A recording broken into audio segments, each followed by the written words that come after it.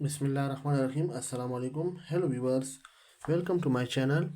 Subject Physics Unit number 2 Class 11. Unit name is Vectors and Equilibrium. इसमें आज हम discuss करने जा रहे हैं इक्विलिब्रियम। इक्विलिब्रियम तवाज़ुन को कहा जाता है। ये किसी बॉडी की एक ऐसी स्टेट होती है कि जिस पर अगर एक टाइम पे जितनी भी फोर्सेस लगे और टॉर्क उस पर एक्ट हो तो उसके ना तो ट्रांसलेशनल मोशन में कोई चेंज आता है ना वो उसके रोटेशनल मोशन में चेंज आता है। तो देखिए इसकी डेफिनेशन कुछ इस तरह है। It is the state of a body in which under the action of several forces and torques acting together there is no change in translational motion as well as rotational motion is called equilibrium. ये किसी body की वो हालत है कि अगर उस पर कई फोर्सेस यानी कई फोर्सेस और टॉर्क्स दोनों इकट्ठे उस पर लगें तो उस पे उसकी हालत में कोई तब्दीली ना आए, ना तो उसकी ट्रांसलेशनल मोशन में तब्दीली आए ना उसकी रोटेशनल मोशन में तब्दीली आए, तो उसको हम कहते हैं कि ये बॉडी क्या है, इक्विलिब्रियम में है। यानी अगर एक ऐसी हालत किसी भी बॉडी की कि अगर उस पर आप कई फोर्सेस और टॉर्क्स लगाएं, एक्ट करें, तो उसमें जो होगा कोई चेंज नहीं आएगा, तो उसका हम कहेंगे कि ये जिस्म क्या है, मुतवाज़न है या तवाज़न है। इसके बाद हम पढ़ेंगे टाइप्स ऑफ इक्विलिब्रियम। पहला टाइप्स है इसका स्टैटिक इक्विलिब्रियम, दूसरा है डायनामिक इक्विलिब्रियम। अब स्टैटिक इक्विलिब्रियम क्या है? When the body is at rest under the action of several forces acting together the body is said to be in static equilibrium. For example a book resting on the table etcetera. क्या है static equilibrium?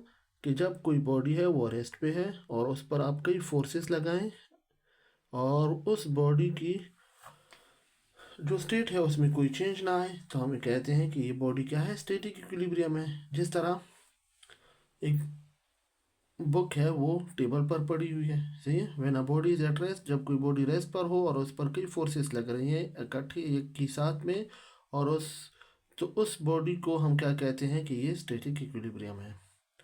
जिस तरह book जो है वो table पर पड़ी हुई हो तो हम कहेंगे ये क्या है, स्टैटिक इक्विलिब्रियम है। मींस ये रेस्ट पर मौजूद है, इस पर कई फोर्सेस लगती है, मींस डाउनवर्ड फोर्सेस पर भी लगती है, अपवर्ड नॉर्मल फोर्सेस पे लगती है, लेकिन ये अपनी हालत में क्या है, मौजूद है, बरकरार है, तो हम कहते हैं कि ये क्या है, स्टैटिक इक्विलिब्रियम है।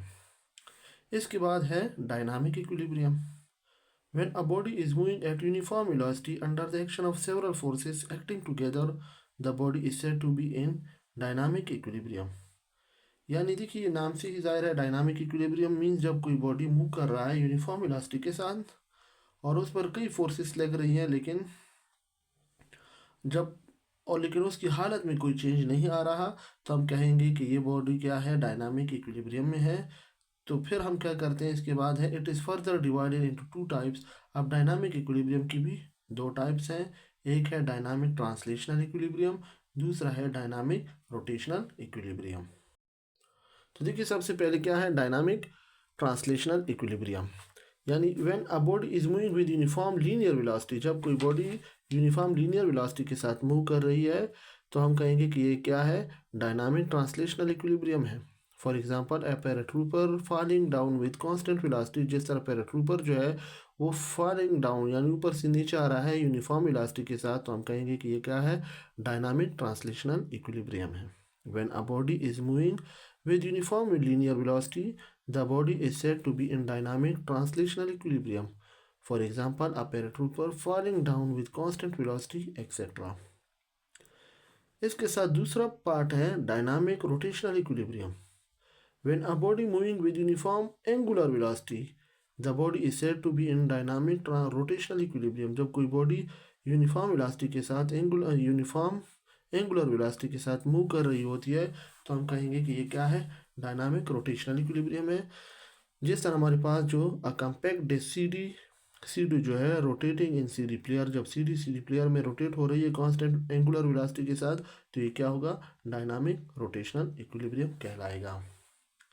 देखिए इसमें हमने पढ़ा कि इक्विलिब्रियम क्या है, कि जब कोई बॉडी है उस पर एक ही वक्त में कई फोर्सेस एक्ट कर रहे हों और उसकी हालत में कोई चेंज ना आए, ना उसके रोटेशनल इक्विलिब्रियम में चेंज आए, ना उसकी ट्रांसलेशनल इक्विलिब्रियम में चेंज आए, तो हम कहेंगे कि ये क्या है, इक्विलिब्रियम में है।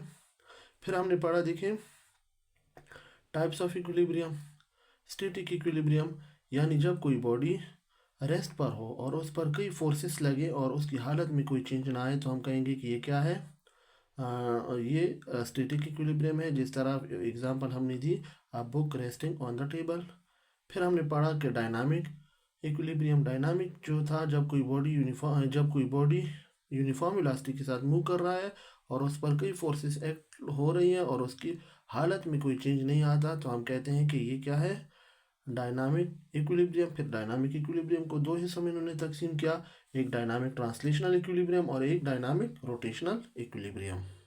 तो देखिए, डायनामिक ट्रांसलेशनल इक्विलिब्रियम क्या है कि जब कोई बॉडी मूव कर रहा है यूनिफॉर्म लीनियर वेलोसिटी के साथ और और उसकी हालत में कोई चेंज नहीं आ रहा, तो हम कहेंगे कि ये डायनामिक ट्रांसलेशनल इक्विलिब्रियम है। फॉर एग्जांपल, जिस तरह पैराट्रूपर जो फॉलिंग डाउन हो रहा है विद यूनिफॉर्म इलास्टिक के साथ, तो हम कहेंगे कि ये डायनामिक ट्रांसलेशनल इक्विलिब्रियम है।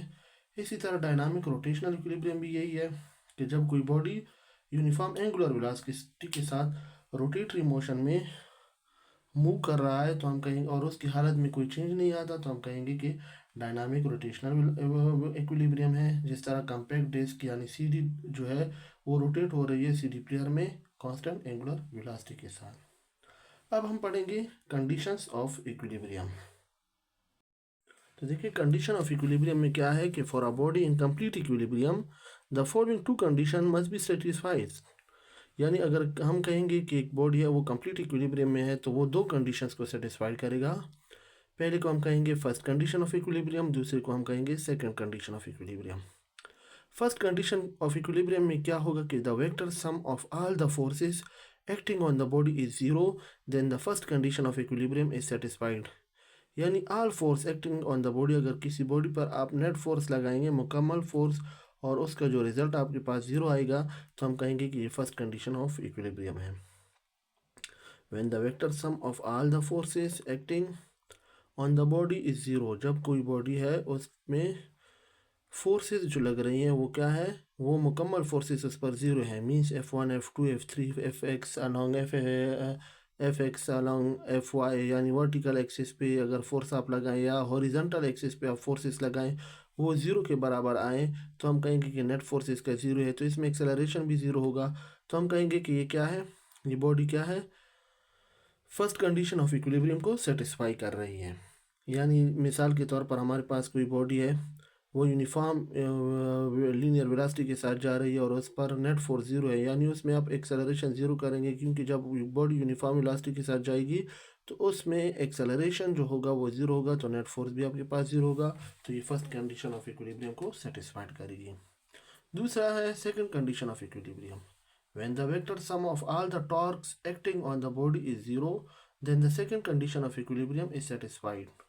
यानी सम ऑफ ऑल टार्क, किसी भी बॉडी पर जो टॉर्क लग रहा है, यानी अगर वो क्लॉकवाइज टॉर्क है या एंटी क्लॉकवाइज टॉर्क है, दोनों आपस में क्या है, इक्वल है, या दोनों का रिजल्ट जो है वो जीरो के बराबर है, तो हम कहेंगे कि ये सेकंड कंडीशन ऑफ इक्विलिब्रियम को सेटिस्फाइड कर रही है। ऐसे ही when the vector sum of all torques acting on the body is zero, then the second condition of equilibrium is satisfied.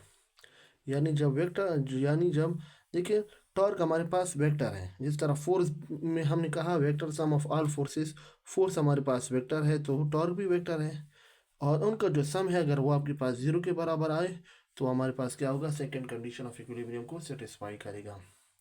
First condition में देखिए फोर्स है, sum of all forces acting on the body zero. Second condition में sum of all torque acting on the body is zero. तब हमें जाके मालूम होगा कि बॉडी क्या है, कंप्लीट इक्विलिब्रियम में मौजूद है।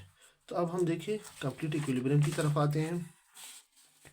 कंप्लीट इक्विलिब्रियम क्या है, when the first condition is satisfied, जब पहली कंडीशन सेटिस्फाई होगी, this means that there is no net force acting on the body, so it will represent translational equilibrium only.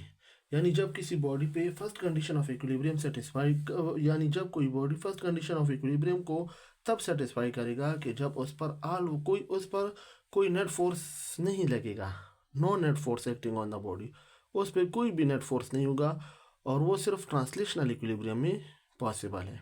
यानी अभी जो हमने कहा एक बॉडी है, वो क्या है, यूनिफॉर्म वेलोसिटी के साथ मूव कर रही है, उसमें एक्सेलरेशन ज़ीरो होगा तो नेट फोर्स उसमें ज़ीरो होगा। तो ये सिर्फ ट्रांसलेशनल इक्विलिब्रियम है। Therefore the first condition guarantees only translational equilibrium. First condition किस चीज़ की गारंटी है? ट्रांसलेशनल इक्विलिब्रियम की है। इसी तरह दूसरा क्या है? Second condition of equilibrium is satisfied, this means that there is no net torque acting on the body. जब दूसरी कंडीशन कोई बॉडी सेटिस्फाई करेगा तो इसका मतलब ये होगा कि ये बॉडी क्या है, उसमें नेट टार्क जो है वो क्या है, ज़ीरो है। तो वो सिर्फ क्या चीज़ रिप्रेजेंट करेगा कि ये रोटेशनल इक्विलिब्रियम में है ये बॉडी सिर्फ। तो नेट टार्क ज़ीरो होगा, एक्सेलरेशन ज़ीरो होगा। तो देखिए हमारे पास क्या होगा, सेकंड कंडीशन ऑफ इक्विलिब्रियम होगा। तो ये जो सेकंड कंडीशन ऑफ इक्विलिब्रियम किस चीज़ की गारंटीज देता है? सिर्फ रोटेशनल इक्विलिब्रियम की गारंटीज देता है। तो इसका मतलब ये है कि फॉर कंप्लीट इक्विलिब्रियम, अगर आप चाहते हैं कि कोई बॉडी एक कंप्लीट इक्विलिब्रियम में हो तो वो फर्स्ट और सेकंड दोनों कंडीशन ऑफ इक्विलिब्रियम उसमें सेटिस्फाइड होना ज़रूरी है।